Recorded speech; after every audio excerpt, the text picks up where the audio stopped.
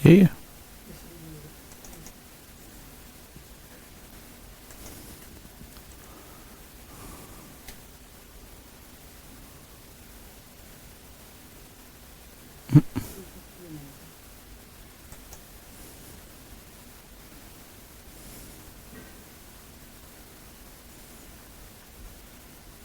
पूछो। हाँ,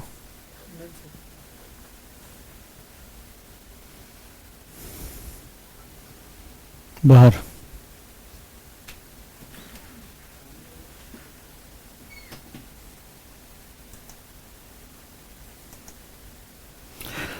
नमस्कार दोस्तों, क्या मेरी वॉइस आ रही है?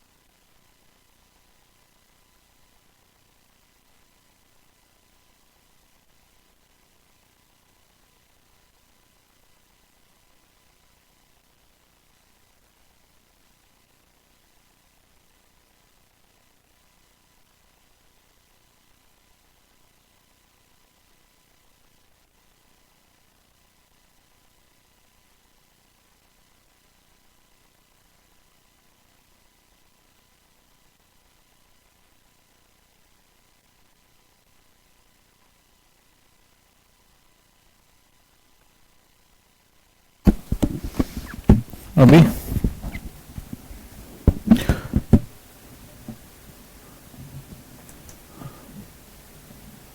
वॉइस आ रही है आप सभी को?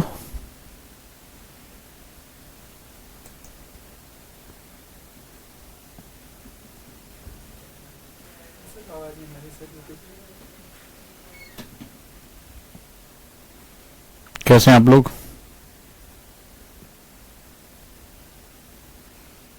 आ गई आप आवाज? ठीक है। बाकी वो मैम कर देगी, एक मिनट वो लिखा है। बाकी पर आगे से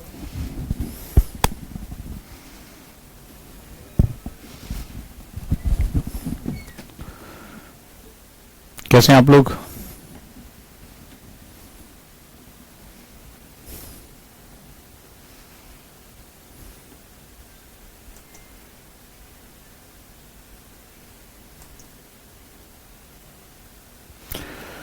चलिए दोस्तों, शुरू करते हैं। आज एक सीरीज शुरू करने जा रहे हैं एनसीईआरटी को लेकर, बहुत इंपॉर्टेंट है। और एनसीईआरटी आंदोलन की कक्षाओं में आप सभी का बहुत स्वागत है। ये कुछ कक्षाएं यूट्यूब पे भी रहेंगी और हमारी class any time learning app पे भी रहेंगी। एनी टाइम लर्निंग ऐप पे एक खास बात है कि आप मुझसे 1-to-1 इंटरेक्शन कर सकते हैं, क्योंकि यूट्यूब पे ढेर सारे कमेंट्स आते हैं। तो ये कक्षाएं जो है आपके लिए ओपन रहेगी। आखिर ये ओपन क्यों है कक्षाएं? ये मतलब एक हफ्ते की जो सीरीज है वो मैंने ओपन क्यों रखी है, ये बड़ा जरूरी है। एनसीईआरटी आंदोलन जो मेरा बैच बना, इससे पहले वो देश का सबसे बड़ा लाइव क्लास का बैच बना, कि जिसमें बहुत ज्यादा बच्चे जुड़े। और न सिर्फ वो जुड़े, उनके पढ़ने का तरीका, कल्चर को समझने का तरीका, इंटरडिसिप्लिनरी अप्रोच, नए तरह के नोट्स बनाना उन्होंने सीखा, LWMI बेस्ड नोट्स बनाना सीखा, नोट आर्ट बनाना सीखा। और शायद वो एनसीईआरटी से कहीं आगे निकलते हुए उन्होंने अपने आप को बहुत मजबूत किया, बहुत ही इंपॉर्टेंट तरीके से अपने आप को जोड़ा। और कोई स्टूडेंट अगर मेरा यहां होगा तो वो यहां पर सुन रहा होगा और उसको देख रहा होगा। इसी के साथ साथ जो हमने सबसे बेहतरीन काम किया वो है इंटरडिसिप्लिनरी अप्रोच क्रिएट करना, यानी सब्जेक्ट को, एक सब्जेक्ट को दूसरे सब्जेक्ट के साथ कैसे जोड़ते हैं। आज की डेट में मैं बहुत ही एक ऐसा प्राउड टीचर हूं जहां पर उनके बच्चों ने, ओजांकियंस ने मुझे इतना प्राउड करने का मुझे मौका दिया, जहां एक जबरदस्त तरीके से आज अगर सुबह न्यूज़पेपर आता है तो उनके लिए वो उनके पास एक मैसेज आता है कि सर हमने क्लास में इसको पहले पढ़ लिया, हमने पहले डिस्कशन कर लिया। वो सोसाइटी, इकोनॉमी, पॉलिटिक्स, कल्चर, इन सब की न्यूज को वो ऐड करना सीख चुके हैं। ये बहुत बड़ी बात होती है, बहुत बड़ी बात होती है जब आप इन सब चीजों को सीख जाते हैं, इन सब चीजों को समझ जाते हैं कि मैं सब्जेक्ट को कैसे, एक सब्जेक्ट को दूसरे सब्जेक्ट के साथ जोड़ सकता हूं या मैं सब्जेक्ट के अंदर कैसे जा सकता हूं। तो एनसीईआरटी जो हमने शुरू किया वो बेसिकली शुरुआत किया हमने बीटीएल से, यानी बिटवीन द लाइन, कॉन्सेप्ट को समझते हुए, अपने एडवेंचर को समझते हुए, अपने किस तरह से हमें उसके आशय को समझना है, अंडरस्टैंडिंग कैसे डेवलप करनी, फिर हमने डेवलप किया नोट्स कैसे बनाने, साथ साथ एलडब्ल्यूएमआई नोट्स, यानी आप सोचो एक एक चैप्टर के नोट्स सिर्फ एक पेज के अंदर, पूरा पूरा चैप्टर। यानी अगर एनसीईआरटी 50-52 है तो कितनी आसानी से वो पूरी की पूरी एक बुकलेट में पूरी एनसीईआरटी आपकी आ गई। इसके बाद हमने डेवलप किया कि एनसीईआरटी को करंट से कैसे जोड़ते हैं, और करंट में आज जो चल रहा है उसको हम हिस्ट्री के साथ, पॉलिटी के साथ, इकोनॉमी के साथ कैसे जोड़कर पढ़ते हैं, राइट। तो ऐसी कंडीशन में जो है वो बहुत ही इंपॉर्टेंट सेगमेंट जो है वो हमारा क्रिएट हो जाता है, राइट दोस्तों।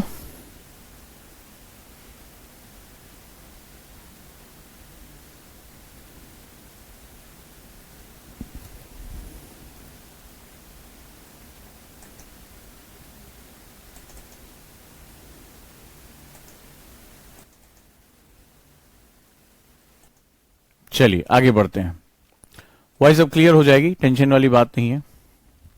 Next move on. तो यहां जो हम बात कर रहे हैं वो बहुत ही इंपॉर्टेंट हो जाती है। यहां हम जो बात करने जा रहे हैं उसका एक बहुत इंपॉर्टेंस है, राइट। अब वॉइस आपकी क्लियर होगी, डेसिबल्स कम हो गए, so it will be very much clear, right. Clear हो जाएगी, कोई दिक्कत नहीं है। वो नॉइज लेवल जो है वो थोड़ा सा बढ़ा होता है, वो उसको हम लोग एडजस्ट कर देते हैं अलग अलग प्लेटफॉर्म के लिए, वो मैनेज हो जाता है। नाउ बहुत इंपॉर्टेंट डिस्कशन हम कर रहे हैं और वो डिस्कशन समझना आपके लिए बहुत जरूरी है।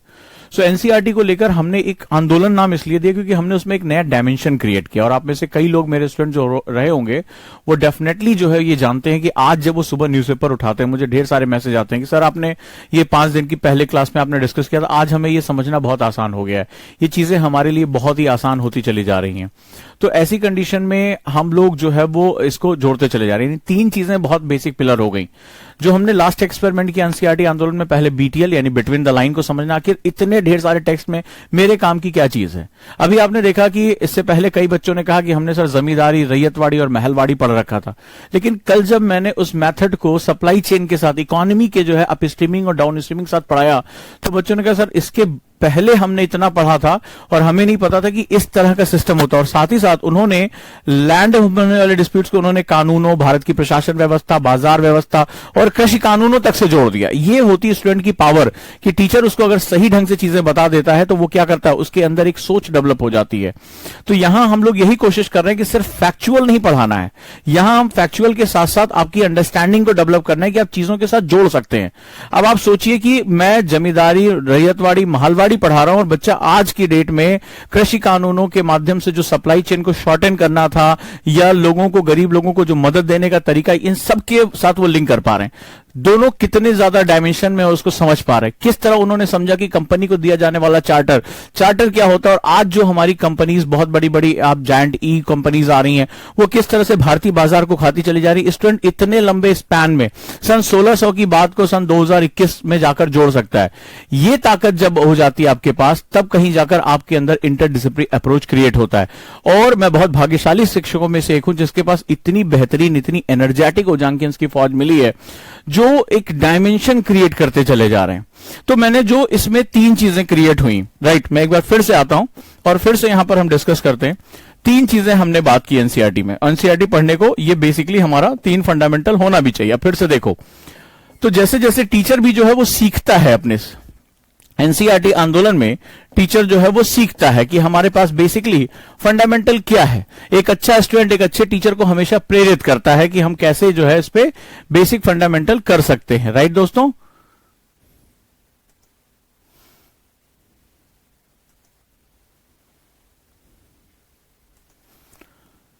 तो आप लोगों के साथ जब मैंने मेहनत की, आप लोग ढेर सारे मिथक के साथ आए थे, ढेर सारे मिथक में आपने देखा था सर फैक्ट पढ़ना है, सर पहाड़ याद करना है। मैंने जब उसमें नए तरीके से बताया, नए तरीके से नोट्स बनाना सीखा, तो शुरुआत में कुछ उलझन हुई, लेकिन जब धीरे धीरे आप मेरे साथ गए सर मजा आने लगा। एनसीईआरटी हमारी होने लगी है, अब समझ में आ रहा है कि इसमें बीटीएल क्या होता है, अंडरस्टैंडिंग क्या होती है। आप उत्साह के साथ मेरे साथ जुड़े, और वो भी इंडिया में इतने ज्यादा बच्चे मेरे साथ जुड़े, तो मुझे लगा कि हमें और जिम्मेदारी उठानी चाहिए, और ज्यादा चीजें करनी चाहिए। करंट से उसको जोड़ दिया, इंडियन कल्चर को, इंडियन हिस्ट्री को हमने आज के परिदृश्य में जोड़ दिया। हमने समझा कि एक आईएएस ऑफिसर किस तरह से इस हिस्ट्री का प्रयोग करके आज की समस्याओं को समझ सकता है, ये हमने एस्टैब्लिश करने का वहां पर प्रयास किया। और इसके लिए अगर कोई भी धन्यवाद का पात्र है तो एनसीईआरटी आंदोलन के स्टूडेंट्स हैं, जो इतनी प्रेरणा के साथ मेरे साथ जुड़े, इतने तरीके से उन्होंने काम किया, जिम्मेदारी उठाई, आज पढ़ाया है, कल सुबह तक वो चीजें अपडेट करके दे देते थे।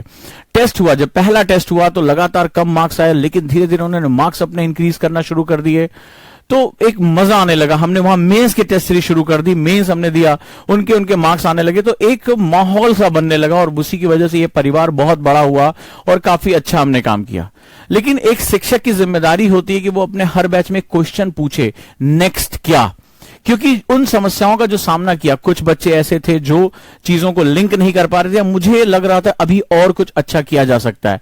इस बार एनसीईआरटी आंदोलन बैच में वो कुछ नया मैं लेकर आ रहा हूं, वो एक जो कमी मुझे लग रही थी ये और भी बेहतरीन हो सकती है, ये इनोवेशन मेरी जो एक क्षमता है उसको बढ़ा सकता है, स्टूडेंट को अपने सब्जेक्ट की डेप्थ में लेकर जा सकता है, उसको मैंने जो है शुरू किया। तो अब हम यहां बात करते हैं एनसीईआरटी आंदोलन की। तो एनसीईआरटी आंदोलन के कुछ डायमेंशन क्रिएट हुए। जैसे सबसे पहले हमने शुरू किया बीटीएल, यानी बिटवीन द लाइन। इसको समझते जाना, between the line. Between the line का मतलब होता है कि ढेर सारे एनसीईआरटी के फैक्ट्स नहीं रटने, ढेर सारी मार्केट में किताबें हैं, उनके क्रक्स आ रहे हैं, कोई उसके नोट्स बना रहा है, उसमें ढेर सारा जो है इंफॉर्मेशन दे दिया है। बीटीएल कहता है इसके अंदर अंडरस्टैंडिंग क्या होगी, छुपा हुआ मतलब क्या होगा, आप इसको समझ लो। एनसीईआरटी तुम्हारे लिए बहुत छोटा है, इसीलिए जब एलडब्ल्यूएमआई नोट्स हम क्लास में बनाते हैं तो वो क्या होता है, सिकुड़ता हुआ वो एक पेज के अंदर आ जाता है, और आपके लिए ये आसान होता है, आपने पूरा चैप्टर उठाया और उसके साथ लिंक कर दिया। इसके बाद जब बीटीएल होता है तैयार, तो बीटीएल के साथ तैयार होता है जो एनसीईआरटी, चूंकि एनसीईआरटी पहले ही पेज पे कहता है कि भाई हम अंडरस्टैंडिंग डेवलप करना चाहते हैं, हम एक स्टूडेंट में स्पेशली जो यूपीएससी एग्जाम देने जा रहा है उसको हम रॉट लर्निंग से दूर करते हैं। आपके पास एनसीईआरटी होगी, अभी आप खोल लो और पहला ही पेज निकाल लो जो प्रीफेस या आमुख के नाम से है कि एनसीईआरटी क्या कहना चाहता है। आप उसमें देखोगे भाई हम आपकी जो है रॉट लर्निंग नहीं बढ़ाना चाहते, हम आपको मगअप करना नहीं सिखाते हैं, हम आपको ये कहते हैं कि आप कितना जो है अंडरस्टैंड कर पाते हो अपने सराउंडिंग्स में, लिखता है सराउंडिंग्स को। और यूपीएससी का एग्जाम यही, इसीलिए इसको सामान्य अध्ययन कहा जाता है, सामान्य ज्ञान नहीं कहा जाता। मैं इस पर कई बार बात कर चुका हूं, इसको जो है जनरल स्टडीज कहा जाता है। तो जनरल स्टडीज के केस में यानी कि सामान्य रूप से मेरे आसपास जो कुछ भी चल रहा है मुझे उसको विश्लेषण करने यानी उसको एनालिसिस करने की पावर होनी चाहिए। जब मैं उसको एनालिसिस कर पाऊंगा तो मेरा जो क्या होगा, अंडरस्टैंडिंग और इंटरडिसिप्लिनरी अप्रोच, ठीक है, इंटरडिसिप्लिनरी अप्रोच क्रिएट होता है, यानी अंतर विषयक ज्ञान होता है। अंतर विषयक का मतलब जो होता है वो ये होता है आप एक सब्जेक्ट से दूसरे सब्जेक्ट में अथॉरिटी के साथ एंटर कर जाएं, ठीक है, और एक दूसरे को क्या करें, लिंक कर दें, इंटर करके आप लिंक कर दें। आप सोसाइटी को इकोनॉमी के साथ, इकोनॉमी को पॉलिटी के साथ, पॉलिटी को अभी होने वाले बदलावों के साथ, ग्लोबलाइजेशन से जो है इंडियन कल्चर को जोड़ने की आप हिम्मत रख सकें। तो जब आप इस तरह से इंटरडिसिप्लिनरी अप्रोच करते हैं तो ये यूपीएससी की रिक्वायरमेंट होती है। इसके बाद जब इतना कुछ होता है तो हमारे पास नोट्स भी बहुत ढेर सारे होने चाहिए, लेकिन वो स्मार्ट नोट्स होने चाहिए, right. Smart notes, smart notes का मतलब होता है कम से कम चीजों के साथ, और ऑर्गेनिक नोट। स्मार्ट नोट की सबसे खास बात होती है ऑर्गेनिक होते हैं। ऑर्गेनिक मतलब आज मैंने पढ़ाया, मैंने कुछ स्मार्ट नोट बनाया, लेकिन कल को आपने कुछ और जोड़ा, आज कुछ नया आया, आज आपने देखा मैंने कल्चर पर डिस्कस किया। आज अगर आप जो है उठाकर देख लें, और आज जो डिबेट आई है इंडियन एक्सप्रेस में और जागरण में, तो आप देखेंगे वहां पर जो है वो भारत की भूमि, सनातन के बारे में काफी कुछ है। अब आपको कुछ उसमें नया मिला, आपने उठा के अपने नोट्स में डाल दिया, तो गुरु गुड़ और चेला शक्कर हो जाता है, चेला आगे निकल जाता है। यही इसकी सबसे खास बात होती है। तो स्मार्ट नोट्स जो ऑर्गेनिक हो, क्या हो, ऑर्गेनिक, यानी इसमें हमेशा वृद्धि की संभावना बनी रहे। इसीलिए हम लोगों ने क्या डेवलप किया, LWMI, less word more information. ये जब तीनों आप कम से कम मिलाते हैं तब एनसीईआरटी का जो एक जिसे कहते हैं एसेंस, जो उसकी खुशबू होती है वो तैयार हो जाती है। क्लियर है? तो यहां पर हमें सबसे ज्यादा ध्यान देने की आवश्यकता है। क्लियर? चलिए, तो अब हम लोग एनसीईआरटी को 3 तरीके से पढ़ना है, लेकिन अब चूंकि इस तरह से मैंने पढ़ाया और उसका मुझे रिजल्ट मिला, बच्चों ने तमाम तरह के जो है एग्जाम दिए, प्री एग्जाम, तमाम स्टेट एग्जाम्स और भी दिए, और उनको वो फ्लाइंग कलर्स के साथ निकले। सबसे बड़ी बात, आगे फर्दर जो है वो मेंस की स्टडी करने में उनको इतनी आसानी हुई कि अब उनको सब्जेक्ट समझ में आने लगा, और टीचर की पहली जिम्मेदारी होती है कि वो सब्जेक्ट को समझा सके, अटैचमेंट बढ़ा सके, ताकि आप जो भारी भरकम किताबें, रेफरेंस बुक है, उनमें भी पढ़ने में, उनको तैयार करने में आपको कोई हिचक नहीं होनी चाहिए। तभी होता है जब सब्जेक्ट का बेसिक और अंडरस्टैंडिंग हमारी क्लियर हो जाती है। तो ये 3 चीजें जो होती है आज की बेसिक रिक्वायरमेंट है। अब इस बार मैं क्या नया लेने जा रहा हूं, इस पे हम बात करेंगे, और सबके लिए मैंने ये कर दिया है क्योंकि एनसीईआरटी बहुत भारी भरकम डॉक्यूमेंट है। एनसीईआरटी एज अ टीचर मैं जानता हूं कि जब उसको आपको एलडब्ल्यूएमआई में क्रिएट करना होता है तो पसीने छूट जाते हैं। आज भी मुझे हर क्लास से पहले उतनी ही मेहनत करनी पड़ती है, उतना ही जो है वो एक तकलीफ होती है कि कैसे इसको शॉर्टर वे में लेकर जाएं, कैसे इसको इंटरलिंक करें, करंट से इसको कैसे जोड़ें। बहुत ही ज्यादा एक मेहनत वाला काम होता है। तो अगर टीचर के रूप में मेहनत वाला काम आपने देखा कि मैं अपने हाथ से बने हुए नोट्स आपसे पढ़ा, पूरे टाइम आपने मेरे हाथ से बने हुए नोट्स पढ़े, कभी मैंने कोई स्लाइड नहीं, कभी कोई जो है वो पावर पॉइंट नहीं, कुछ नहीं, मैं अपने हाथ से ही नोट्स बनाता हूं और अपने स्टूडेंट से भी उम्मीद करता हूं कि वो इसी तरह से काम करे। क्योंकि मैंने कहा ना कि सीखने की विधियां होती है, एनएलपी ट्रेनर होने के नाते I listen, I forget, I see, I remember, I do, I learn. मैंने सुना, मैं भूल गया, मैंने देखा, मुझे याद रहा, मैंने किया, वो मेरा हो गया, ठीक है, मैं हमेशा के लिए उसको सीख गया। तो आई डू, आई लर्न, जब आप अपने नोट्स टीचर के साथ बनाने जाते हो तो हम पीडीएफ कल्चर का इसीलिए बहुत विरोध करते हैं। क्लियर है दोस्तों? अब हम बात करते हैं इस बार हम क्या नया करने जा रहे हैं। जब मैंने इस पूरी यात्रा में देखा तो मैंने देखा 4 सब्जेक्ट ऐसे हैं जिनकी विजुअलाइजेशन और जिनकी शब्द संरचना बहुत ही गहरी है। जो इस बार क्वेश्चन आए या यूपीएससी प्री में या पीसीएस में कुछ क्वेश्चंस का गुगली जो होती है, जिसके लिए यूपीएससी जाना जाता है, अनप्रिडिक्टेबल सर्विस कमीशन भी कई बार इसको लोग जो है मजाक में कहते हैं, तो वहां पर जो है वो क्या होता है कि हम उसमें आसानी से प्रवेश कर सकते हैं। क्या चीज होती है? कुछ सब्जेक्ट्स की बात करूं अगर इसमें, ठीक है, तो एनसीईआरटी में कुछ जर्नीज को हमें विजुअलाइजेशन करना पड़ता है। वो सब्जेक्ट कौन कौन से, जरा ध्यान से समझिए। ज्योग्राफी, राइट, इसके बाद है एनवायरमेंट, पर्यावरण, इसके बाद है आर्ट एंड कल्चर, और इसके बाद है हिस्ट्री। मुझे लगा ये चारों एक लंबी यात्रा को अपने साथ रखते हैं। इनका जो स्वरूप है वो काफी अमूर्त है। पॉलिटी का स्वरूप फिर भी हमारे संविधान के आसपास और संविधान के जो तीनों अंग हैं उसके रूप में वो जुड़ा हुआ, चाहे कार्यपालिका, विधायिका या जो है वो हमारी न्यायपालिका है। ज्योग्राफी में भी एक बहुत बड़ा हिस्सा स्टैटिक है। हमें पता है कि हमें जलवायु विज्ञान, हमें जो है जैव भूगोल, भू आकृति विज्ञान, ये सब पढ़ना है। लेकिन उसके बाद भी ज्योग्राफी में एक हिस्सा ऐसा आता है जिसमें मानव भूगोल प्रवेश करता है, ह्यूमन ज्योग्राफी प्रवेश करता है। और ये जब मानव भूगोल जब प्रवेश करता है तो ये जाकर जुड़ जाता है आर्ट एंड कल्चर से। मेरी बात को ध्यान से समझिएगा। आखिर ये आर्ट एंड कल्चर किसके द्वारा और किसके लिए है? फॉर हुम, ये किसके लिए है और किसके द्वारा है? By whom. तो ये जब आप देखेंगे कि आर्ट एंड कल्चर शुरुआत से ही मानव के साथ, मानव भूगोल के साथ जुड़ा। अब एकदम नई चीज बता रहा हूं इंटरडिसिप्लिनरी अप्रोच को क्रिएट करने के लिए। लेकिन जब हम मानव भूगोल पढ़ते हैं तो हमें मानव के अधिवास यानी सेटलमेंट के बारे में पढ़ना, उसकी जो यात्रा होती है। हमें पढ़ाया जाता है कि भाई हिस्ट्री में एक अलग सेगमेंट है, आप आर्ट एंड कल्चर में जाएंगे, आप वो फलाना गुफाओं के बारे में पढ़ेंगे, आप फलाना चीजों के बारे में पढ़ेंगे। तो मानव भूगोल भी अपने आप में, क्योंकि जब आर्ट एंड कल्चर पढ़ते हैं तो इसमें आप आर्ट एंड कल्चर, कला और संस्कृति, तो जो सांस्कृतिक हिस्सा है, चाहे वो इतिहास का हिस्सा हो चाहे वो भूगोल का हिस्सा हो, जो सांस्कृतिक विन्यास है वो दोनों में है, वो भूगोल में भी है और वो इतिहास में भी है। तो सांस्कृतिक विन्यासों में अगर हम अलग अलग लोगों को देखें तो जो आर्ट एंड कल्चर होता है वो वहां के मानव के जो अभिव्यक्ति होती है अपने, चाहे वो पत्थरों में हो, मूर्तियों में हो, आर्किटेक्चर में हो, कहीं पर भी उसकी अभिव्यक्ति के रूप में देखा जाता है। सो यहां पर अगर आज आप देखिए ध्यान से, जो ह्यूमन ज्योग्राफी है, जो मानव भूगोल का पार्ट है, क्या आपको नहीं लगता कि वो आर्ट एंड कल्चर से रिलेटेड है? ये जो आर्ट एंड कल्चर है वो मानव के लिए और मानव जो है वो आर्ट एंड कल्चर के लिए जुड़ा हुआ है? हाँ या ना? मैं आपकी सहमति चाहता हूं अगर मेरी बात आप तक पहुंच रही है कि इंटरडिसिप्लिनरी अप्रोच क्रिएट किया जा सकता है, एक जर्नी को लिंक किया जा सकता है। ये मेरी इस बार की नई खोज है, ये इस बार का एक मेरा आपके लिए एक नया इनोवेशन है। पिछली तीनों में तो मैं आपको मास्टर बना ही दूंगा, चाहे वो बीटीएल हो, चाहे वो एलडब्ल्यूएमआई हो और चाहे वो इंटरडिसिप्लिनरी अप्रोच हो। लेकिन इस बार एक नई जर्नी हम क्रिएट करने जा रहे हैं, चौथा डायमेंशन क्रिएट करने जा रहे हैं, घेर लेना है हमें यूपीएससी को और बढ़ा देना है एनसीईआरटी का वेटेज प्री में कि 50% तो मैं अकेले इसी के दम पे ठोक दूंगा, लेकिन उस तरीके से फैक्ट पढ़कर नहीं कि एनसीईआरटी का फैक्ट याद कर लिया और आप यूपीएससी में जाके आप 50% क्वेश्चन दे आओगे। क्वेश्चन समझ में आएगा तो ऑप्शन समझ में नहीं आएगा, ऑप्शन इतने ज्यादा टेढ़े टेढ़े होते हैं। लेकिन जब हम एनसीईआरटी को घेर लेंगे, एनसीईआरटी को चारों डायमेंशन से पकड़ लेंगे और इसमें पांचवा डायमेंशन आंसर राइटिंग हम जोड़ देंगे, इस बार बहुत से बच्चों ने बहुत अच्छी आंसर राइटिंग की, बहुत से क्वेश्चन किए, टेस्ट दिए, तो उसकी वजह से हम एक डायमेंशन क्रिएट कर पाएंगे। अब आप मुझे बताइए, थोड़ा भी अगर आपको बेसिक जानकारी है, क्या human geography art and culture से जुड़ी हुई है? क्या ह्यूमन ज्योग्राफी में भी कैटेगरीज होती हैं? जैसे उसमें हम अगर बात करें तो जनजातीय समुदाय हो गया, ट्राइबल कम्युनिटीज हो गई, आदिवासी समुदाय हो गया, फॉरेस्ट ड्वेलर्स हो गए, इनके पास अपना एक आर्ट एंड कल्चर है। नॉर्थ ईस्ट के लोग अगर विशिष्ट आर्ट एंड कल्चर इनके पास है, बहुत ही अलग तरह का अलहदा किस्म का जो है वो आर्ट एंड कल्चर है, जिसके बारे में हम बहुत ज्यादा जागरूक नहीं है। तो आज की डेट में अगर आपने देखा, इसी बार आपने देखा होगा, नॉर्थ ईस्ट को फोकस करके क्वेश्चन यूपीएससी जरूर पूछता है, यह तय है। तो अगर हम इन दोनों को जोड़ ले जाए तो हमारे लिए चीजों को समझना कितना आसान हो, क्योंकि भूगोल, मैंने हमेशा कहा था, भूगोल हमेशा संस्कृतियों को प्रभावित करता है। भूगोल से तय होती है जलवायु और जलवायु से तय होती है संस्कृतियां। जो आपका कल्चर होता है वो हमेशा ज्योग्राफी पे डिपेंडेंट होता है, याद रखिएगा। मैंने ऐसे कपड़े क्यों पहने, आपने उस तरह का क्यों पहना। आप, मेरा कोई स्टूडेंट इस समय हो सकता है मुझे कश्मीर में देख रहा हो, कोई स्टूडेंट हो सकता है मुझे साउथ में देख रहा हो, कोई नॉर्थ ईस्ट में देख रहा हो। आपका पहनावा अलग, रंग रूप अलग, आपके त्योहार अलग, कपड़े अलग, ये सब चीजें जो है वो बिल्कुल क्या होती हैं, अलग अलग होती हैं।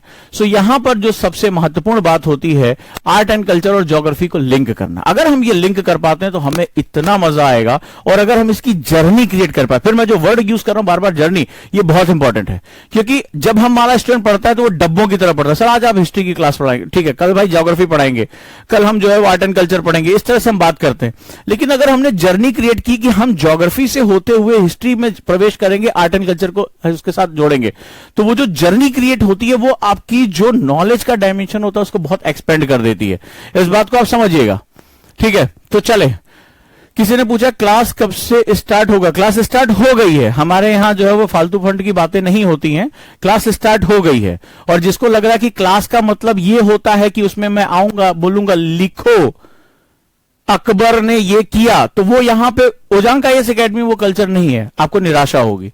हम यहां पर सबसे पहले उसका पर्पस जानते हैं, उसके बाद हम उसको एस्टैब्लिश करते हैं, ठीक है। और इसी वजह से होता है शुरुआत में जो ये रटने वाले बच्चे होते हैं कि एनसीईआरटी के नाम पे कुछ फैक्ट रट लेंगे, उनको हमारे साथ उलझन होती है। लेकिन जो रुक जाते हैं उनको पता होता है कि इसके बाद उन्हें क्या मिलने जा रहा है। धीरे धीरे उनको अपने सब्जेक्ट से लगाव होता है और उनको समझ में आता है कि ये चीज थी जो हम मिस कर रहे थे, राइट। तो चलिए, हम यहां बात करने जा रहे हैं कि हम कैसे एक जर्नी क्रिएट कर सकते हैं। जिस दिन आप जर्नी क्रिएट करना शुरू हो जाओगे, यानी यात्रा के स्वरूप में, तो हम कहीं घूमने जाते हैं तो हमें मजा आता है, हम एक सब्जेक्ट से दूसरे सब्जेक्ट में अंदर से ऑटोमेटिकली प्रवेश करना शुरू कर देंगे। अब मुझे ये समझ में आया कि जब हम अलग अलग सब्जेक्ट्स पढ़ते हैं, अलग अलग चीजें जानते हैं, तो कई बार हमारे लिए उसका विजुअलाइजेशन बहुत मुश्किल हो जाता है। हम सब्जेक्ट को कई बार महत्वपूर्ण छोटे छोटे शब्द हो गए, छोटे छोटे कॉन्सेप्ट्स हो गए, वो हमसे मिस हो जाता है, हम उसको विजुअलाइज नहीं कर पाते हैं। इसके लिए इस बार मैंने शुरुआत की है मैपिंग से। मैपिंग यानी मानचित्रावली, मानचित्रावली। अब ये मानचित्रावली क्या है, क्या काम करेगी? मानचित्रावली बेसिकली 4 सब्जेक्ट्स के लिए बहुत इंपॉर्टेंट होती है। Can I understand my geography, in fact human geography, मानव भूगोल। क्या मैं इन्वायरमेंट के भी आज के मुद्दे, बहुत से मुद्दे हैं, क्योंकि इन्वायरमेंट आज की डेट में सिर्फ ज्योग्राफी का पार्ट नहीं रह गया, इन्वायरमेंट आज पॉलिटिक्स का भाग है। COP26 में देखिए क्या हुआ, आज पूरे दुनिया भर के राजनीतिक दल जुड़े, इतना जो है प्लस माइनस कितना कुछ चला। आज ये बहुत बड़ा इन्वायरमेंटल डिप्लोमेसी एक वर्ड है, एक बहुत बड़ा हिस्सा है जो विश्व राजनीति और भू राजनीति का एक बहुत बड़ा हिस्सा बनता चला जा रहा है। इसके बाद थर्ड वन जो है वो आर्ट एंड कल्चर, जैसा मैंने अभी बताया, और हिस्ट्री। हिस्ट्री में बहुत से ऐसी घटनाएं होती हैं जिनको जोड़ना हमारे लिए बहुत ही ज्यादा जरूरी है, राइट। तो ये अगर हम शुरुआती दौर में, यानी कि सब्जेक्ट में एंटर होने से पहले, अगर हम थोड़ा सा मैपिंग करते हैं और हम मैपिंग के फंडामेंटल समझ लेते हैं, जैसे मैंने आपसे कहा, कई मैंने बच्चों से बात किया, आपको बहुत आराम से पता होगा हड़प्पा कल्चर, बहुत आराम से आपको पता होगा, ठीक है। और आप याद भी कर लेते हो लोथल में क्या मिला, जो है मोहनजोदाड़ो में क्या मिला, XYZ। लेकिन अगर मैं तुमसे पूछूं कि उसकी जो ज्योग्राफिकल स्थिति थी वो क्या थी, वो किस रूप में थी और वही क्यों थी, और भूगोल ने इस इतिहास को रचने में क्या मदद किया, ठीक है, भूगोल ने इस इतिहास को रचने में क्या मदद किया, किस रूप में जो विभाजन हुआ वो किस रूप में हुआ, कहां पर उसका जो हमें प्रत्यक्ष मिलता है, और किस रूप में संस्कृतियों का विस्तार होता है। अगर मैं तुमसे बात करूं छोटे छोटे शब्दों के बारे में इतिहास के, किस रूप में रजवाड़े आगे बढ़े, डायनेस्टीज आगे बढ़ी, जो है महाजनपद आगे बढ़े, तो बहुत आपको कई बार क्या होता है कि आप फैक्ट के रूप में याद करते हैं। ये इस दौरान भी मैंने देखा कि बहुत मेहनत करने के बावजूद कुछ बच्चों को याद करने में दिक्कत हुई। लेकिन अगर मैं ये महत्वपूर्ण घटनाक्रम यानी इस तरह होने वाले विस्तारों को अगर मैं विजुअलाइजेशन मैप के माध्यम से समझ जाऊं तो मेरे लिए चीजें कितनी आसान हो जाएंगी, कितनी आसानी से मैं इन चीजों को समझ पाऊंगा कि हां ये हिस्ट्री में ऐसा हुआ। फिर जब मैं क्लास पढ़ाने आऊंगा तो इससे आपकी जो अंडरस्टैंडिंग है वो कई गुना बढ़ जाएगी। आप समझ पाएंगे कि सर किस चीज के बारे में बात कर रहे हैं, जलवायु के विभाजन क्या है, मिट्टियों के विभाजन क्या है, जनजातीय मानव विभाजन हमें किस रूप में देखने को मिल रहा है, इतिहास में किस तरह से हम प्रागैतिहासिक काल से लेकर एंशिएंट टाइम से लेकर हड़प्पन कल्चर से लेकर आज वर्तमान समय में हम इतना कुछ जो विस्तार करते चले जा रहे हैं। इसके माध्यम से आपका जो विजुअलाइजेशन इंपैक्ट है वो कई गुना बढ़ जाएगा। सबसे बड़ी बात होगी आपको जो एक जिसे कहते हैं जर्नी ऑफ द सब्जेक्ट यानी विषय की यात्रा बहुत आसानी से आपको समझ में आनी शुरू हो जाएगी। ये मैं पिछले कुछ समय से लगातार महसूस कर रहा था कि इन बच्चों को इस तरह से ये चीज दी जानी चाहिए, और इस बार इनोवेशन के रूप में मैं इसको लेकर आ रहा हूं। हालांकि ये सबके लिए बहुत जरूरी है, हम बहुत फैक्ट याद करते हैं लेकिन हम उसको विजुअलाइज नहीं कर पाते। सो इस तरह से हम लोग यहां पर लगातार आपके साथ जुड़कर एक मैपिंग का मैं शुरुआती दौर में कम से कम 6-7 क्लास का बेस बनाऊंगा। आपको आप मैप देखेंगे और साथ ही साथ कुछ नए नए शब्दों के बारे में आप परिचित होंगे। ये नए शब्द आपको जो कॉन्सेप्ट कई बार पढ़ाते समय छूट जाते हैं, वो नहीं कवर अप होते हैं, उनको न सिर्फ आप कवर करेंगे, बहुत इंपॉर्टेंट होते हैं, और साथ ही साथ जो है वो आप इसको समझ पाएंगे। जैसे मैं एक छोटा सा एग्जांपल लेता हूं आपसे, नालंदा के बारे में आपने बहुत सुना होगा, सभी लोग जानते होंगे, लेकिन क्या आप नालंदा की मैप पे लोकेशन बता सकते हैं? क्या कारण है कि वहां आक्रमण हुआ? आक्रमण करने वाले का रूट क्या रहा? क्या आप बता सकते हैं भारत में बोलने जाने वाली मुख्य रूप से संस्कृत भाषा और अंत में चलकर मराठी या तमाम भाषाएं इसी से निकली हैं? मुझे बता सकते हैं कि ऑस्ट्रिया रीजन से आने वाली भाषाओं का जो विस्तार है वो कैसे रहा? तो क्या आप वो मैप देख सकते हैं? अगर आप जाते हैं मॉडर्न इंडिया में तो आप स्लेव ट्रेड के बारे में पढ़ते हैं, यानी कि जो है वो व्यापार के बारे में, किस तरह से जो है वो दास किया गया। आपको याद होगा कि भाई जो कंपनीज आई थी, चाहे डच हो चाहे पुर्तगीज हो, ये क्या हुआ, लोगों को जो अश्वेत लोग हैं इनको जो है दास के रूप में लेकर। लेकिन तुम्हें स्लेव ट्रेड का बेसिक फंडामेंटल पता है कि वो स्लेव ट्रेड का रूट क्या था, कहां से वो आए और कहां गए, फिर उनका किस रूप में इस्तेमाल किया गया। तो जब आप इसको देखते हैं तो आपको इतिहास की समझ, भूगोल की समझ, आर्ट एंड कल्चर की समझ लगातार बढ़ती चली जाती है। यहीं पर यह चीज क्यों हुई इसकी आपकी अंडरस्टैंडिंग बढ़ जाती है। इससे जो सबसे इंपॉर्टेंट होता है वो होता है आप आगे चलकर जब टीचर इसमें प्रवेश करता है तो आपकी अंडरस्टैंडिंग कई गुना बढ़ जाती है, क्योंकि आपको सारी चीजें विजुअलाइज हो चुकी हैं। हालांकि मैंने बहुत कोशिश की और एनसीईआरटी बैच में मैंने ढेर सारे मैप्स का इस्तेमाल किया, लेकिन इस बार मैं मैप का पोर्शन, स्पेशली इन चारों मैप का पोर्शन बिल्कुल अलग करता जा रहा हूं। इससे मुझे जो सबसे बड़ा फायदा होगा आगे चलकर आपको सब्जेक्ट को कनेक्ट करने में, ह्यूमन ज्योग्राफी को कनेक्ट करने में, तमाम तरह के ऐसी चीजों को कनेक्ट करने में। जैसे मान लीजिए आपसे डॉक्ट्राइन ऑफ लैप्स पढ़ते हैं आप हिस्ट्री में, आप लोगों ने बहुत नाम सुना होगा कि ईस्ट इंडिया कंपनी को चार्टर दिए जाने से लेकर प्लासी की युद्ध से लेकर और आगे चलकर जो है वो बड़े भूभाग पर भारतीयों का कब्जा होने, 1947 तक एक बड़े भूभाग पर कब्जा हो जाने तक, वहां भारत को छोड़कर जाने तक आपने बहुत कुछ पढ़ा होगा। लेकिन आपने देखा होगा कि अलग अलग, चाहे गवर्नर जनरल या वाइस रॉय के टाइम पर किस तरह से भारत में भौगोलिक संरचनाओं का विस्तार हुआ, कैसे भारत का जो उन्होंने धीरे धीरे क्या किया कि वो कब्जा बढ़ाते चले गए। और इस तरह अगर आप उसको विजुअलाइज कर पाते हो कि क्या उन्होंने अटैक किया, किस तरह से अटैक किया, कि धीरे धीरे वो उन्होंने 200 सालों के अंदर भारत के पूरे भूभाग पे, यानी इंडियन सब कॉन्टिनेंट के पूरे हिस्से पर उन्होंने अपना कब्जा जमा लिया, तो इससे आपकी अंडरस्टैंडिंग कई गुना बढ़ जाती है। एग्जाम्पल लेता हूं, ठीक है, आज एक बेसिक फंडामेंटल के साथ जाता हूं। तो मैं सबसे पहले आप सभी को आमंत्रित करूंगा इस मैपिंग की क्लास में। एनसीईआरटी बेस पूरी मैपिंग रहेगी और इन चारों सब्जेक्ट्स को मैं बैलेंस करने का प्रयास करूंगा कि आपको एक बेसिक संरचना जो है वो पता चले, फिर आगे एनसीईआरटी को जोड़ने में आपको बहुत मदद हो जाएगी। चलिए शुरू करते हैं हम लोग। अब जैसे मैं एक ह्यूमन ज्योग्राफी का एग्जांपल लेता हूं, मैंने जब मैप की क्लास कराई थी तो उसमें ये बताया भी था और आज इसमें मैं अलग अलग तरीके से इसको जोड़ने का प्रयास करूंगा। फॉर एग्जाम्पल जैसे हम बात करें तो अब जब हम मानव भूगोल में आते हैं तो हम ढेर सारे जनजातीय लोगों के बारे में पढ़ते हैं, ट्राइबल ग्रुप्स के बारे में पढ़ते हैं। आपको पता है कि क्वेश्चन वहां से अक्सर आता रहता है, क्योंकि ट्राइबल पीपल एक खास तरह के आर्ट एंड कल्चर को भी जन्म देते हैं, एक खास तरह के जो है वो कला और संस्कृति को भी जन्म देते हैं। अब अगर मैं भारत में पाई जाने वाली उन जनजातियों को अगर मैप करना शुरू करूं, उनके बारे में बात करना शुरू करूं, उनके आर्ट एंड कल्चर से आपको जोड़ सकूं, तो आपको विजुअलाइजेशन करने में बहुत आसानी होगी। साथ ही साथ इसमें जो कुछ नया आया है उसको भी हम समझ सके। जैसे लद्दाख क्षेत्र में जाते हैं और हम एक ऐसी जनजाति के बारे में बात करते हैं जो चांगथांग में रहता है, और ये कैसी है, ट्राइबल कम्युनिटी, खाना बदोश जनजाति। अगर कोई मेरा पुराना स्टूडेंट एनसीईआरटी का इसमें होगा तो जो ट्राइबल कम्युनिटीज के साथ साथ जो खाना बदोश यानी नोमैडिक हैं ये सारे के सारे। सो नोमैडिक्स कैसे काम करते हैं, नोमैडिक्स यानी खाना बदोश क्यों होते हैं वो खाना बदोश, क्या रीजन होता है कि उनके पास अपना परमानेंट सेटलमेंट नहीं होता और वो उनके पास परमानेंट इकोनॉमिक सिस्टम डेवलप नहीं होता है। तो आज वो समझ गए होंगे कि मैंने इस शब्द के बारे में बताया था। तो बेसिकली इससे आपको क्या हुआ कि आपने एक ही जगह पर वो सारा का सारा सिस्टम देख लिया, कौन कौन से सेगमेंट है। आप अरुणाचल प्रदेश में जाते हैं और एक ऐसे जनजाति, ऐसे ट्राइबल कम्युनिटी के बारे में जानते हैं जो मोन्यूल क्षेत्र में, पहाड़ी क्षेत्र में, जो चीन के साथ लगने वाली सीमा है, वहां पर वो अपना निवास करता है।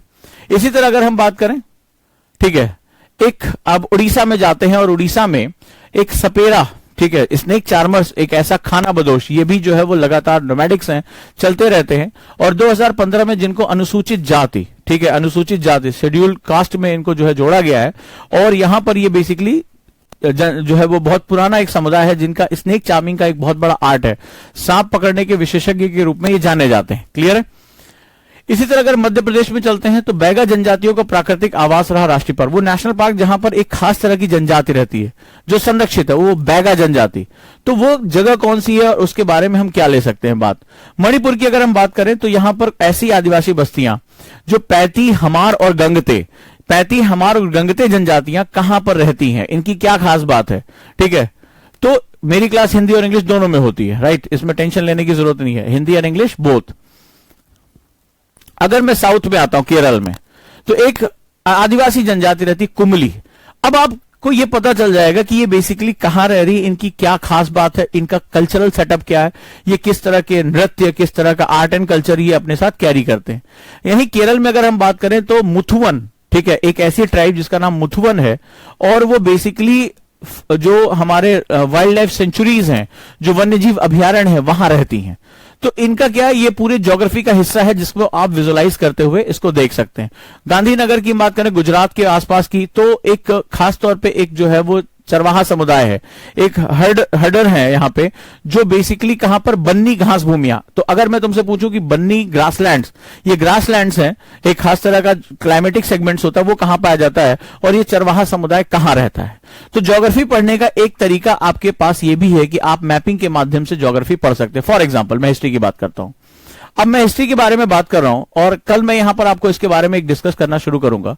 आपने बहुत सी चीजों के बारे में सुना होगा, फॉर एग्जांपल सुवर्ण रेखा नदी हो गई। हमने इतिहास में ये चीज देखते हैं हम बार बार कि नदियों के आसपास हमारी मानव बस्तियां बसती हैं, हमारा कल्चरल सेटअप होता है, हमारे सांस्कृतिक, हमारे कल्चरल, हमारे व्यावसायिक जो हमारे सेगमेंट्स है वो यहां पर हमारे डेवलप होते चले जाते हैं। आपने बादामी का नाम सुना होगा, आपने हिस्ट्री में बहुत बार बार इसका नाम सुना होगा, क्या खास बात है इसकी, ठीक है। आपने बड़ौदा का नाम सुना होगा, आपने तमाम जो है, और काली सिंध के आसपास का जो बेस नगर का इलाका, विदिशा का नाम आपने सुना होगा। खासियत क्या होती है इनकी, नदियों के किनारे ये नगर क्यों रहे हमारे, इनका महत्व क्या है हमारे जीवन में। तो इसके माध्यम से हम लोग जो है art and culture, geography, human geography, इन सबको हम एनवायरमेंट, इन सबको लगातार जोड़ सकते हैं, राइट। जैसे बन्नी घास भूमियों के बारे में बात करें तो ह्यूमन इंटरवेंशन की वजह से हम ज्योग्राफी पढ़ रहे हैं, लेकिन मानव की जो है बसावट की वजह से खेत बनाए जा रहे हैं और वनों को काटा जा रहा है। नतीजा हो रहा है कि बन्नी घास भूमियों को लगातार बहुत नुकसान हो रहा है। तो गुजरात में उन बन्नी घास भूमियों के नुकसान होने की वजह से, उस क्षेत्र में मानव के प्रवेश होने की वजह से जो यहाँ की जो बेसिक जनजाति है उनका भी आवास क्या हो रहा है, नष्ट होता चला जा रहा है। इसकी वजह से आप लगातार जो है वो एक पॉइंट से दूसरे पॉइंट में इंटर करते चले जा रहे हैं। यही इस समय जो सबके लिए शुरुआती मेरी क्लास होगी वो इसी तरह की क्लास होगी जहां पर मैं आपको मैपिंग जो है दूंगा, मैपिंग से लिंक करूंगा, आपको पूरी जर्नी यानी एनवायरमेंट की जर्नी, ज्योग्राफी की journey, human geographic journey, art and culture और हिस्ट्री, ये सब एक साथ कनेक्ट होती चली जाएगी। सब्जेक्ट को आप कनेक्ट करना सीख जाएंगे और आप एक पॉइंट से दूसरे पॉइंट पर एंटर कर जाएंगे। ठीक है, तो अब इस तरह से क्या होगा, आपको एक बहुत लार्जर डायमेंशन में, इसके बाद जब हम एनसीईआरटी में एंटर करेंगे तो वहां आपको लार्जर डायमेंशन में आपको इसके बारे में पता चलना शुरू हो जाएगा। जैसे हेमलता ने लिखा है, सर स्नेक वाला क्वेश्चन केबीसी में आया था। बहुत बहुत धन्यवाद। मैं केबीसी नहीं देख पाता, मुझे टीवी देखने का वक्त नहीं मिलता, लेकिन अगर आपने बताया है तो डेफिनेटली बहुत ही अच्छी बात है, आप लोग अवेयर हैं। तो क्वेश्चन कहीं बाहर से नहीं आएंगे। आप अभी कुछ दिन बाद ये कहना शुरू हो गए, सर ये एग्जाम में आपके डायरेक्टली क्वेश्चन फंसे, आपने इसके सैकड़ों मैसेज इस तरह मेरे पास किए हैं। लेकिन पढ़ने का तरीका हमें बदलना पड़ेगा। हमें वो पारंपरिक तरीके से अंडरलाइन कर करके लिखने की बजाय हमें बीटीएल पढ़ना पड़ेगा, बिटवीन द लाइन। हमें नोट्स भी अब उस तरह से पैराग्राफ वाले नहीं बनाने पड़ेंगे, हम एलडब्ल्यूएमआई में जाएंगे। इसके बाद हम मैपिंग बेस पे इंटरलिंकिंग करेंगे, हम जर्नी समझेंगे, हमें सब कुछ समझ में आएगा। इसके बाद जब मैं मैपिंग की पूरी क्लास करूंगा, मैं प्रागैतिहासिक काल से लेकर जब वर्तमान समय तक आऊंगा, हिस्ट्री आपके दिमाग में छप चुकी बिल्कुल होगी। यानी आपके पास पूरा डायग्राम होगा, आपके पास छोटे छोटे पॉइंट्स होंगे। अब जब हम हिस्ट्री एनसीईआरटी में, चूंकि एनसीईआरटी की हिस्ट्री बहुत लार्जर है, बहुत बड़ी है, और वहां जब हम प्रवेश करेंगे तो आपको समझ में आएगा सर किस बारे में बात करें, क्योंकि वो आपके पास है। जब वो इमाम नगर की बात करेंगे, जब वो हड़प्पा, लोथल, इनकी बात करेंगे और वर्तमान समय के साथ जोड़ेंगे, तो आपके लिए वो आसान होगा, आपके लिए वो समझना। बलूचिस्तान की बात हो रही, कहां था ये बलूचिस्तान, क्या खास बात थी, क्यों वहां पर ब्राह्मी लिपि पाई गई, अगर आप पढ़ेंगे अशोक ने क्यों उसका प्रयोग किया था, क्या रीजन था, वहां खनिज पाए। आज वर्तमान समय की जो चीजें हैं उसको आप इतिहास से जोड़कर देख सकते हैं, राइट। तो इसके लिए आपको बहुत ही ज्यादा इंपॉर्टेंट जो है वो ये प्रोस्पेक्ट रहेगा। तो इस तरह से मैं मैपिंग क्लास के साथ आपको पहले जोड़ूंगा, ये 8 से 10 क्लासेस में। ये मेरी तरफ से इस बार आपके लिए एक्स्ट्रा है। शुरुआत में आपको उलझन हो सकती है, लेकिन धीरे धीरे आपको जब पूरी ज्योग्राफी विजुलाइज हो जाएगी, पूरी हिस्ट्री विजुलाइज हो जाएगी, तो आपको समझ में आएगा अच्छा अब सर के साथ चलने में और मजा आएगा। फिर जब वहां आपको कनेक्ट करता जाऊंगा तो धीरे धीरे वो चीजें हमारे लिए बहुत आसान हो जाएंगी, राइट। सर एलडब्ल्यूएमआई को तरीका भी बताएं। बिल्कुल, एलडब्ल्यूएमआई क्लास में मैं कराता हूं और एलडब्ल्यूएमआई आप धीरे धीरे सीख जाते हैं। शुरुआत में जब बच्चे आए थे तो उनको उलझन हुई, लेकिन अब क्या है, अब तो बच्चे कहते हैं कि सर हमें और किसी तरह से नोट्स बनाने में मजा ही नहीं आता। आप लोग अगर मुझे फीडबैक देंगे तो ज्यादा अच्छा रहेगा, राइट। तो ये इनोवेशन इस बार हम इसको और भी ज्यादा गहरा करेंगे और भी ज्यादा इसको अच्छे तरीके से करेंगे, राइट। अब मैं आपके कुछ क्वेश्चन ले लेता हूं ताकि इसको आगे बढ़ाने में मुझे आसानी हो जाए। अगर आपके कोई क्वेश्चन है तो आप मुझसे पूछ सकते हैं। जी हां,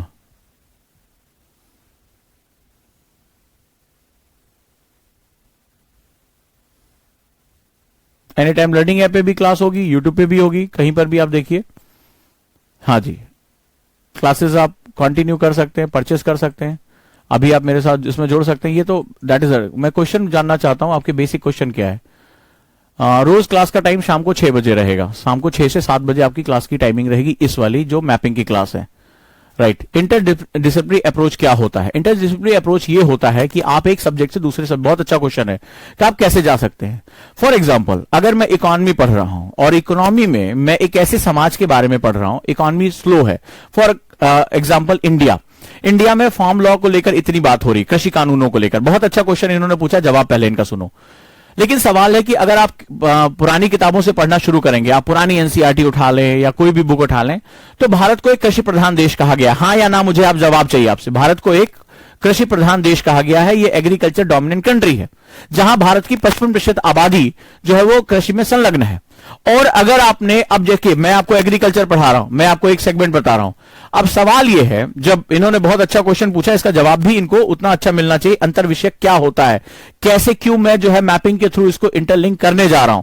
तो मैं एग्रीकल्चर की बात कर रहा हूं, छोटा सा एग्जांपल ले लेते हैं। मेरे बच्चे जो अभी पढ़ चुके हैं वो जानते हैं कि मैंने क्या बात की, उसको लिंक कर लेंगे, मुझे बहुत कॉन्फिडेंस उनके ऊपर।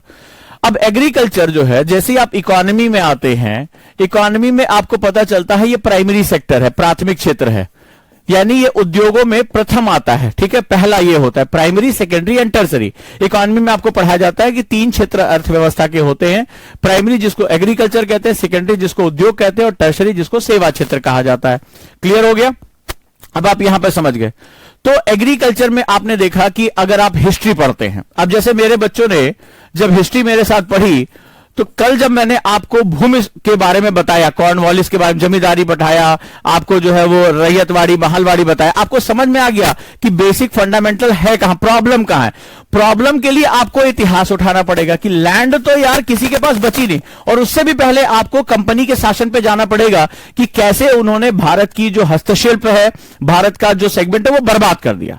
अब इंटरडिसिप्लिनरी की पावर देखिए, बड़े ध्यान समझिएगा, जितने भी बच्चे तैयारी करने जा रहे हैं, अगर ये इंटरडिसिप्लिनरी अप्रोच नहीं है तो यूपीएससी आपसे ये नहीं पूछेगा भारतीय कृषि से आपका क्या तात्पर्य है, ये नहीं क्वेश्चन पूछेगा वो।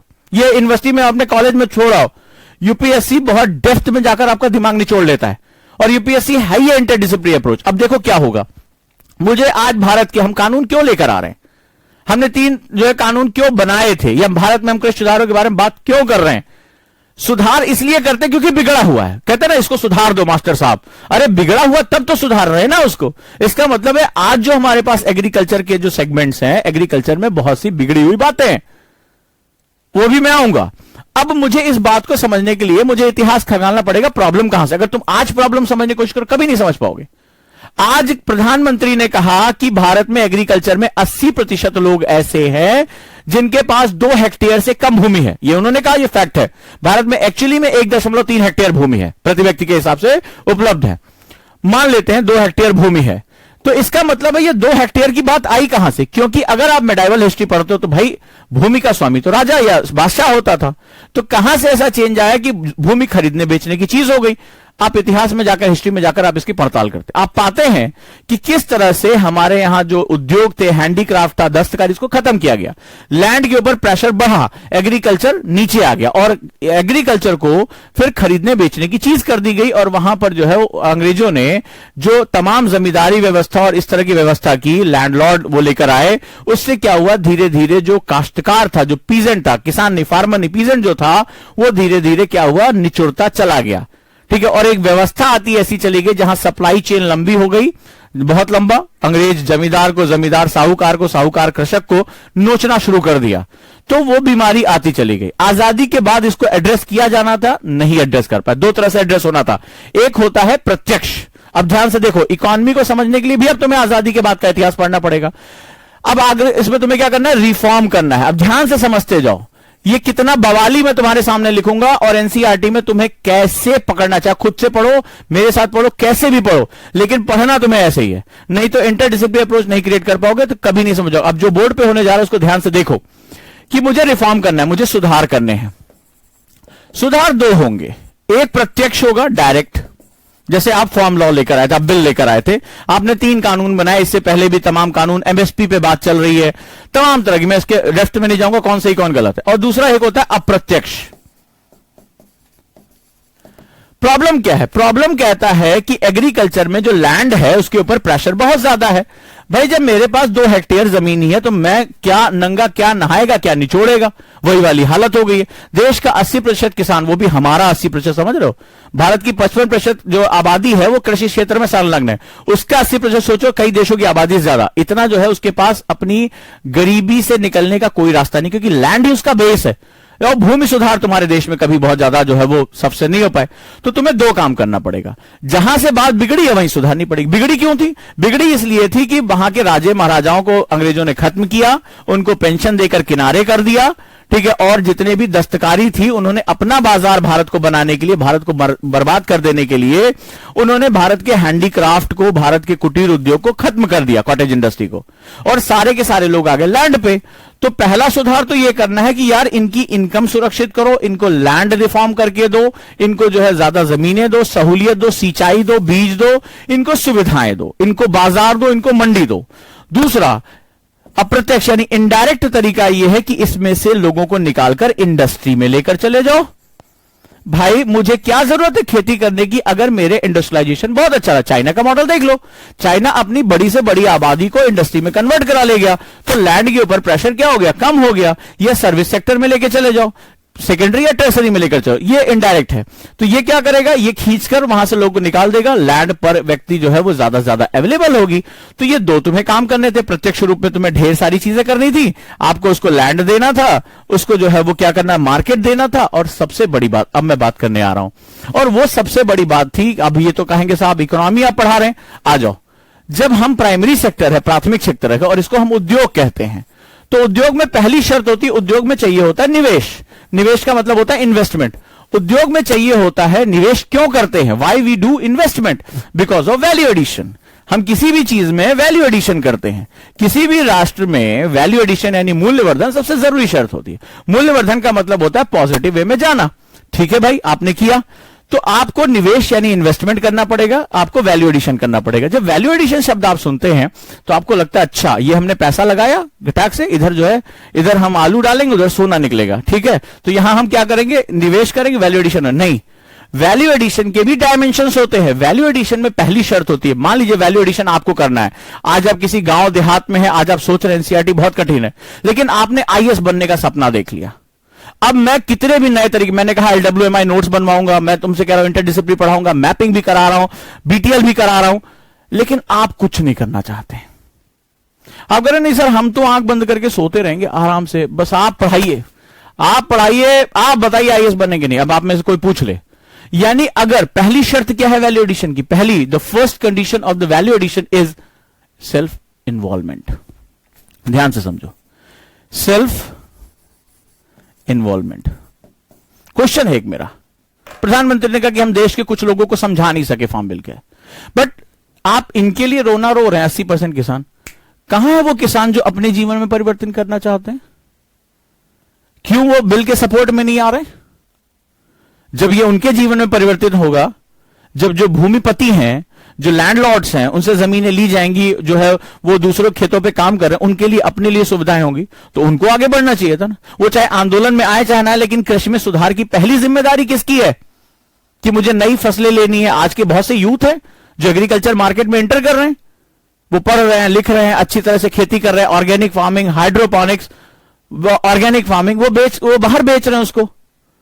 तो पहली जिम्मेदारी वैल्यू एडिशन की किसकी है? मान लो मैं तुम्हें लाख गला फाल के पढ़ा दूं, मैं तुम्हें बेस्ट से बेस्ट पढ़ा दूं, लेकिन अगर तुम तैयार नहीं, सेल्फ इन्वॉल्वमेंट नहीं कर, तुम्हें पढ़ ही नहीं रहे हो, तुम सुन ही नहीं रहे हो, तो फिर जब पहली शर्त तुम सेल्फ जो इन्वॉल्वमेंट नहीं कर रहे हो, यानी तुम खुद जो शुरुआत नहीं कर रहे हो, तो कभी भी वैल्यू एडिशन की शुरुआत नहीं हो सकती, नहीं हो सकती। सरकार क्या कर रही है, गवर्नमेंट ऑर्गेनाइजेशन क्या कर रही है, डजंट मैटर।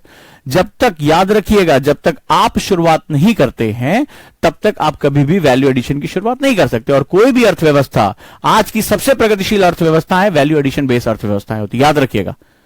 जितनी भी इकॉनमी है वैल्यू बेस्ड यानी मूल्यवर्धन बेस्ड इकॉनमीज होती हैं।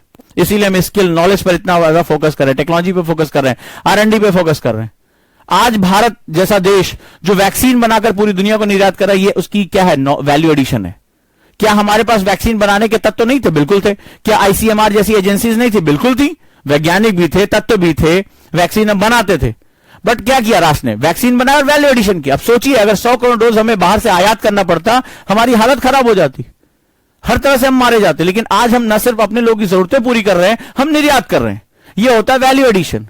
लेकिन जब तक आप इन्वॉल्वमेंट नहीं करेंगे तब तक आप कभी भी वैल्यू एडिशन की शुरुआत नहीं करें। इसके बाद आता है गवर्नमेंट इंटरवेंशन, सरकारी जो प्रवेश होता है। इसके बाद होता है मार्केट यानी बाजार, और चौथा होता है तकनीक यानी टेक्नोलॉजी। ये चार जब मिलते हैं तब वैल्यू एडिशन की शुरुआत होती है। लेकिन आप एक ऐसे समाज में, अब आ जाइए इकोनॉमी से निकलकर सोसाइटी में। अब देखिए इंटरडिसिप्लिनरी अप्रोच कैसे होता है। आपकी पूरी सोसाइटी सुरक्षा की खाली मांग कर रही है, मेरे अधिकार ना छीनो, मेरे अधिकार रहने दो, मुझे सिक्योर कर दो किसी तरीके से। जो गरीब है वो गरीब। सुरक्षा का मतलब ये नहीं कि तुम किसी दुश्मन से, सुरक्षा का मतलब होता है यथास्थिति बने रहना। कई बार आई एम नॉट कंफर्टेबल, मैं अपने कंफर्ट जोन से बाहर नहीं आना चाहता। मैं किसान हूं, मैं तुमसे मांग लूं 5 साल बाद मेरा कर्ज माफ कर दो। मैं किसान हूं, देश का किसान। कहते हैं भारत की खेती मानसून का जुआ है। भाई राजनीति भी कितने गंदे शब्द इस्तेमाल करती है। अरे मानसून का जुआ है, तुम 50 साल से बढ़ता चल रहे हो, उसको नहर बना के नहीं दे पा रहे हो, उसको सिंचाई सुविधा नहीं दे पा रहे हो। भारतीय कृषि घाटे का सौदा है, आपने कई किताबों में पढ़ा होगा। तुम बता ही रहे हो कि ये उद्योग डूबने के लिए बना, जब तुम उसको बार बार बोल रहे हो घाटे का सौदा, तो कहां से अपने लिए वैल्यू एडिशन करेगा? यानी सोसाइटी अगर प्रोग्रेसिव नहीं है, सोसाइटी में इनोवेशन नहीं है, सोसाइटी में प्रोग्रेस नहीं है, रिस्क टेकिंग सोसाइटी नहीं है। देखो सुरक्षा से निकलने के लिए रिस्क लेना पड़ता है कि चलो कुछ नई फसल ट्राई करते हैं, कुछ नया तरीका देखते हैं, कुछ नया उगाते हैं। बहुत साल से गेहूं चावल उगा लिया, तो रिस्क टेकिंग सोसाइटी होती है। रिस्क से इनोवेशन बढ़ता है, इनोवेशन तुम्हारी लाइफ का हिस्सा बनता है और हमारी प्रोडक्टिविटी बढ़ जाती है। बड़ा सिंपल सा फंडा है। तो आप एक ऐसे समाज की परिकल्पना करो जो जड़वत है, जो इनर्शिया के साथ है, वो बदलाव नहीं चाहता या बदलाव नहीं कर पा रहा है, यह बदलाव का विरोधी भी है। आपने देखा अभी क्या हुआ, बदलाव का विरोधी भी है, उसके पक्ष में भी बदलाव है तो भी उसका विरोध कर रहा है राजनीति के कारण। ये पूरे देश ने जो है सब कुछ देखा। तो अब ऐसी कंडीशन में क्या होगा, ऐसा समाज कभी भी वैल्यू एडिशन की शुरुआत नहीं कर पाया। फॉर एग्जांपल है तो आपसे, आपने कहा पिताजी मुझे एक उद्योगपति बनना है, आज की डेट में बहुत से यूथ हैं, बहुत अच्छा अच्छा काम कर रहे हैं, यूनिकॉर्न इंडिया में जा रहा है। अब पिताजी जो है वो ये सोच के बैठे थे कि तुम सरकारी नौकरी हर हालत में करोगे, भले चाहे तुम तृतीय श्रेणी जो है वो सरकारी कर्मचारी बनो, कोई दिक्कत नहीं है, तभी शादी होगी तुम्हारी, तभी अच्छा तुम्हें दहेज मिलेगा। उन्होंने ढेर सारे सपने देख रखे। तुम पहुंचे उनके पास, बोला पिताजी मैं अपने दम पर कुछ करना चाहता हूं। पिताजी ने चप्पल निकाली, बोले फिर से बोलो क्या कह रहे थे। अब तुमने उनके हाथ में 9 नंबर की पैरागाउन देखी, अपने सपने अपने थूक के साथ घटक लिए, बोले अब नहीं पिताजी हम कुछ नहीं कह रहे थे, हम कह रहे थे वो क्या नाम है बैंक पीओ फॉर्म निकला, हम भरने जा रहे हैं। होता है हमारे समाज में, जैसे ही आप उनको कुछ कहते हैं तुरंत बोलते हैं अरे सरकारी नौकरी कर लो। अभी आप ज्यादा नहीं, पेटीएम के जो सीईओ हैं, आपने देखा कि भारत में सबसे बड़ा जो है वो आईपीओ खुला, सबसे बड़ा अभी तक का। उन्होंने खुद कहा कि मेरे पिताजी ने कहा क्या यार ये नौटंकी वोटंकी कर रहे, कोई सरकारी नौकरी ज्वाइन कर लो, क्योंकि सरकारी नौकरी का मतलब होता है सुरक्षा, सिक्योरिटी, और समाज सिक्योरिटी देता है। भैया कोई लड़की नहीं देगा तुम्हें शादी करने के लिए, क्योंकि वो सिक्योरिटी देख रहा है, दामाद जी सिक्योर है कि नहीं है। तो अब ऐसी कंडीशन में जब ऐसा समाज जब सिक्योरिटी देख रहा हो, रिस्क टेकिंग नहीं है, तो इनोवेशन कहां करेगा। अगर पेटीएम के सीईओ ने अपने पिताजी की सुनी होती तो आज आप शेखर का नाम ही नहीं सुनते कहीं। आज भारत का सबसे बड़ा आईपीओ, और उन्होंने कितने युवाओं को प्रेरित किया होगा, यार हम भी कुछ अपना कर सकते हैं। आज यही कारण है पेटीएम की सक्सेस के बाद अगर आप देखेंगे भारत में फिनटेक्स यानी कि फाइनेंशियल टेक्नोलॉजीज इंडिया में, पूरी दुनिया में नंबर 1 हम पहुंच गए। सबसे ज्यादा पूरी दुनिया में यूनिकॉर्न जो पैसा ले रहे हैं वो फिनटेक्स में ले रहे हैं, फाइनेंशियल टेक्नोलॉजीज में ले रहे हैं। ये होती है सक्सेस स्टोरीज। जब आप रिस्क लेते हैं, जब आप खतरा मोल लेते हैं, तो आप ये समझिए मैं इकोनॉमी को सोसाइटी के साथ जोड़ रहा हूं, पॉलिटी के साथ जोड़ रहा हूं। तो ये जो जोड़ने की कला है, ये जो बोर्ड पे लिखा है, यही है यूपीएससी। ऐसा मत समझिएगा एनसीईआरटी केवल फैक्ट रटने का नाम नहीं है। अगर यूपीएससी को समझना चाहते हो तो एक पॉइंट को दूसरे पॉइंट से लिंक करना आपको आता होना चाहिए। और अगर ये जिस दिन आप सीख गए उस दिन आप खुद कहेंगे sir union public service commission मुझे कब बुला रहा है, मुझे बस उस दिन का इंतजार है। इतना कॉन्फिडेंस आ जाएगा। यही मैं कोशिश करूंगा आपके साथ कि आप इस तरह के कॉन्फिडेंस के साथ ही आगे बढ़ें और अच्छे से अपनी पढ़ाई को करें। क्लियर है? तो मेरी बात आप लोगों को समझ में आई? बड़ा इंपॉर्टेंट है, बहुत इंपॉर्टेंट सेगमेंट है ये आपके लिए। तो यहां पर अगर आप करेंगे तो बहुत ही अच्छा रहेगा। Divyodaya please take class in English. मैं दोनों लैंग्वेजेस में यूज करता हूं और मेरे नोट्स इंग्लिश में होते हैं, मैं उसको हिंदी में बोलता हूं और लिखवाता हूं। और LWMI भी वैसे भी ज्यादा लिखने के लिए होता नहीं है, वो एक अलग ही लेवल का नोट्स होता है, तो कोई परेशान होने की जरूरत नहीं है। ये अगर मेथड आप समझ गए, ठीक है, ये मेथड आप समझ गए तो आपके लिए बहुत ही अच्छा रहेगा, बहुत ही अच्छा रहेगा। आईपीओ, इनिशियल पब्लिक ऑफरिंग, पहली बार जब शेयर निकाले जाते हैं इसको आईपीओ बोलते हैं, इनिशियल पब्लिक ऑफरिंग। जब जनता आप पे भरोसा करके आप पे पैसा डालती है, जब आपके पास एक बेस होता है, यानी जनता अब आपकी कंपनी में आप भागीदार हो गए, शेयर होल्डर हो जाती है। आईपीओ वर्जिन शेयर्स होते हैं, इससे पहले वो खरीदे बेचे नहीं जाते। कोई नई कंपनी जब पहली बार शेयर मार्केट में आती है तो आईपीओ निकालती है। ये बताती है कि लोगों का आपकी कंपनी में कितना भरोसा है। आज भारतीय इस भरोसे को पैदा कर, आज भारतीय युवा, आप जो यूनिकॉर्न्स के बच्चे 32 साल 33 साल 36 साल, ये एज है हमारे एंटरप्रेन्योर्स की, ये वो बेहतरीन कार्य कर रहे हैं। तो भारत एक अगला सेगमेंट देख रहा है, लेकिन भारतीय समाज में एक विरोधाभास है। एक बड़ा समाज रिस्क ले रहा है और एक बहुत बड़ा समाज एक जो है सुरक्षा में अभी भी जुड़ा होता है। तो भारतीय किसान की जो सबसे बड़ी समस्या है वो रिस्क टेकर नहीं है, वो रिस्क जीवन का ले रहा है, वो इनोवेशन का रिस्क नहीं ले रहा है। और इसीलिए क्वेश्चन ये भी है कि जब कानून सरकार बनाती है तो जनता खुद क्यों नहीं अपने लिए कुछ मांग करती है। क्वेश्चन ये है कि क्या 20% लोगों ने इस कानून को जब रद्द कराया तो 80% लोग कहां थे जिन्होंने अपने हक की ना मांग की और ना वो अपने हक के बारे में जागरूक हो पाए। ये एक बहुत बड़ा क्वेश्चन है, क्योंकि सरकार की शक्तियां लोगों की शक्तियों के साथ जुड़ जाती हैं, लोगों की शक्तियां ही सरकार की शक्तियां होती है। The peoples power is the power of government. अगर लोग साथ है, नहीं भाई तुम हमारे उसको हाईजैक क्यों कर रहे हो, तो लोग किनारे हो जाते हैं वहां से, लेकिन सरकार कुछ नहीं कर सकती।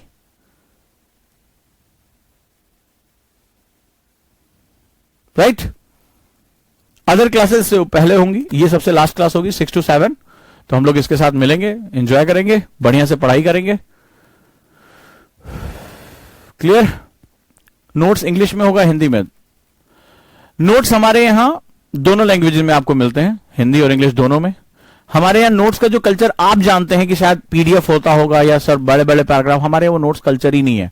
वो जब एलडब्ल्यूएमआई के साथ एक बार चस्का लग जाएगा एलडब्ल्यूएमआई का ना, तो हर चीज उसी तरह सोचोगे, उसी तरह काम करोगे। ये एक इनोवेशन है हमारा, ठीक है। जब एक एक पेज में पूरा पूरा चैप्टर निपट जाएगा, बोलेगा यार इसमें तो 20-50 शब्द ही है, इसमें पूरा चैप्टर हो गया मेरा, 5-10 मिनट में चैप्टर ऐसे रिवाइज होता है, राइट। तो वो इनोवेशन के लिए हम जाने जाते हैं और उसके साथ आप लोग करें, नई एनसीईआरटी पर फोकस करें।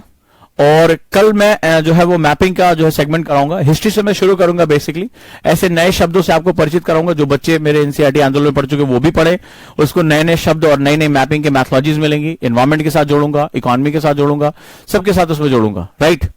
तो आप सभी का स्वागत है एनसीईआरटी आंदोलन बैच में। जो भी अभी तक नहीं जुड़े हैं वो इसके साथ जुड़ सकते हैं, समझ सकते हैं, इनोवेशन का हिस्सा बन सकते हैं। और डेफिनेटली एनसीईआरटी भी आपकी सफलता का बेस हो सकता है, यहां भी आप समझेंगे। और कम से कम अंडरस्टैंडिंग कैसे डेवलप करनी है, अपनी किताबों से कैसे प्यार करना है, सब्जेक्ट में जब आप टच करना शुरू कर देते हो सब्जेक्ट आपका हो जाता है। तो उसके साथ हम लोग चलेंगे। What is LWMI, less word more information method. यहां पर आपको एक नए तरह के नोट्स मेकिंग के बारे में पता चलेगा। तो स्वागत है आप सभी का। और कॉन्सेप्टर बैच 28 दिसंबर से है। जो लोग उसमें जाना चाहते हैं वो एक अलग लेवल है। 28 दिसंबर से जो है आप उसके साथ जुड़ सकते हैं, जा सकते हैं, राइट। चलिए, तो डेली अभी एक क्लास रहेगी आपकी, उसके साथ हम चलेंगे। धीरे धीरे क्लासेस की संख्या बढ़ती घटती रहती है, वो कोई दिक्कत नहीं है। Done, thank you so much.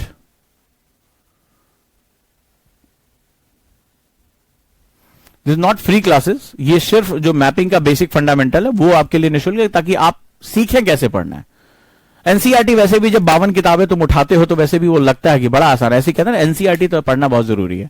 लेकिन जब खरीद के लेकर आते हो 52 एनसीईआरटी और वो जब 2500 के आसपास पेजेस बनते हैं ना, तब पता चलता है कि बाप रे इसको पढ़े कैसे। तो कम से कम मेरे प्रयासों से इतना तो हो जाएगा कि हाँ कम से कम इसको समझे कैसे। पढ़ना नहीं पढ़ना वो तुम्हारे हाथ में। अब साल 1.5 साल तुम लगाकर एनसीईआरटी पढ़ रहे हो और यहां पर कुछ टाइम में उसको कवर करने के साथ साथ समझ में आना, नोट्स बन जाना, क्वेश्चन करना, मेंस के टेस्ट देना, प्री के टेस्ट देना, हो गया। तो वो ज्यादा आसान है 1 साल का टाइम लगाना, 1.5 साल का टाइम लगाना, उसके बाद ही सोचना अरे यार हमने पढ़ा कितना। तो ये तुम्हारा जो है वो अपना कॉल है, जैसा करोगे, टाइम की वैल्यू जितनी समझ पाओगे उतना तुम्हारे लिए अच्छा रहेगा, राइट दोस्तों। जुड़े रहिए और कल की क्लास के लिए आप लोग अपनी बात कह सकते हैं। Thank you so much. उम्मीद करता हूं कि आप लोग स्वस्थ रहेंगे, बढ़िया से रहेंगे। ऑप्शनल के बारे में आप क्या जानकारी लेना चाहते हैं? नोट्स काफी है, एनसीईआरटी लेनी पड़ेगी। अगर जरूरत हो तो एनसीईआरटी लेना, पहले आप क्लास में आओ, नोट्स पढ़ो। मुझे तो नहीं लगता किसी बच्चे ने, हार्डली कोई 1-2 होगा जिसने किताबें खरीदी होंगी। जब आप क्लास में आओगे देखोगे एनसीईआरटी बहुत छोटी हो जाती है। हमारे यहाँ बहुत लंबा तक डिस्कशन चला जाता है, मतलब बहुत ही मजा आता है, वो अलग लेवल हो। तो एनसीईआरटी का लगता है कि है ही नहीं है इसके आगे कुछ। तो वो सारी चीजें हैं। बीटीएल का मतलब होता है बिटवीन द लाइन, आशय को समझते हो। यही तो आर्ट है, यही तो जो फैक्ट्स पढ़ाया जा रहा है उससे अलग एक तरीका है। जब आपकी अंडरस्टैंडिंग डेवलप, आपको लगता है ये एनसीईआरटी में हमने कभी सोचा भी नहीं था, ये भी इंफॉर्मेशन इसमें दी हुई है, राइट। चलिए, सो कल से हम लोग अपनी जर्नी शुरू करते हैं मैपिंग को लेके। Thank you so much.